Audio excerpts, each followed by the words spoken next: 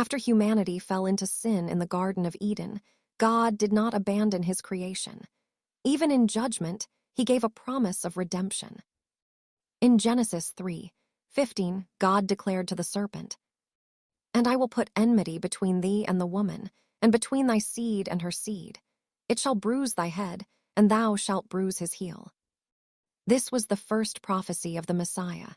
One day, a descendant of the woman would come who would defeat the power of Satan. From that moment, the world began waiting for the promised Savior. Centuries passed, and God continued to reveal his plan through the prophets. One of the most remarkable prophecies came through the prophet Isaiah. In Isaiah 7:14, it is written, "Therefore the Lord himself shall give you a sign. Behold, a virgin shall conceive and bear a son, and shall call his name Emmanuel." This prophecy revealed something miraculous. The Messiah would be born through a virgin, and his name would be called Emmanuel, meaning God with us. More than 700 years later, that prophecy began to unfold. In the quiet town of Nazareth, an angel was sent by God to a young woman named Mary. In Luke 1:30-31, the angel said to her, "Fear not, Mary, for thou hast found favor with God. And behold, thou shalt conceive in thy womb and bring forth a son, and shalt call his name Jesus." And so, the prophecy of Isaiah began to be fulfilled. Another prophecy had declared where the Messiah would be born. In Micah 5:2, it was written, "But thou, Bethlehem Ephratah, out of thee shall he come forth unto me, that is to be ruler in Israel." When the time came, Mary and Joseph traveled to Bethlehem. And there, in a humble stable, the Savior of the world was born. As recorded in Luke 2:7, "And she brought forth her firstborn son, and wrapped him in swaddling clothes, and laid him in a manger." The promised Messiah had entered the world. But the prophets also foretold that the Messiah would suffer. In Isaiah 53:5, written hundreds of years before Jesus lived, it says, "But he was wounded for our transgressions, he was bruised for our iniquities.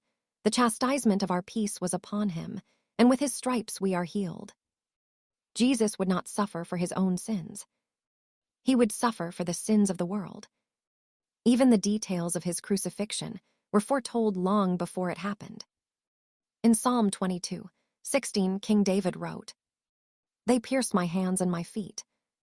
And so, on a hill called Golgotha, Jesus was nailed to a cross. As recorded in John 19:18, he was crucified. The Messiah was giving his life as a sacrifice for humanity. Another prophecy in the same psalm revealed what would happen at the foot of the cross.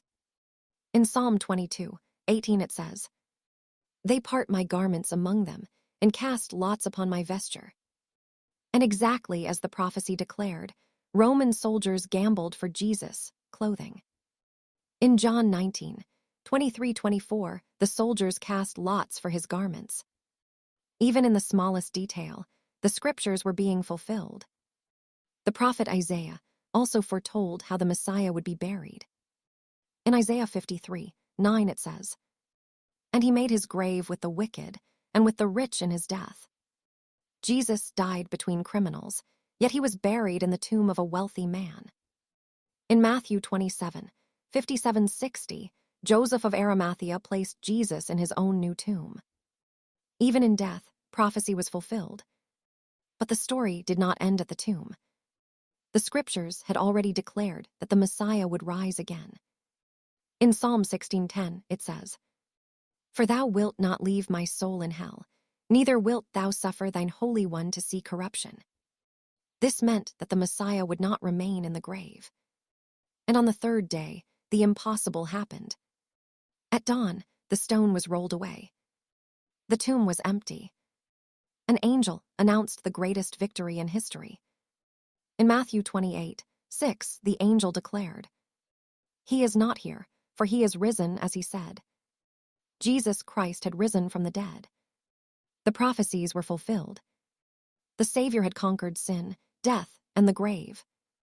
And through him, salvation was given to the world.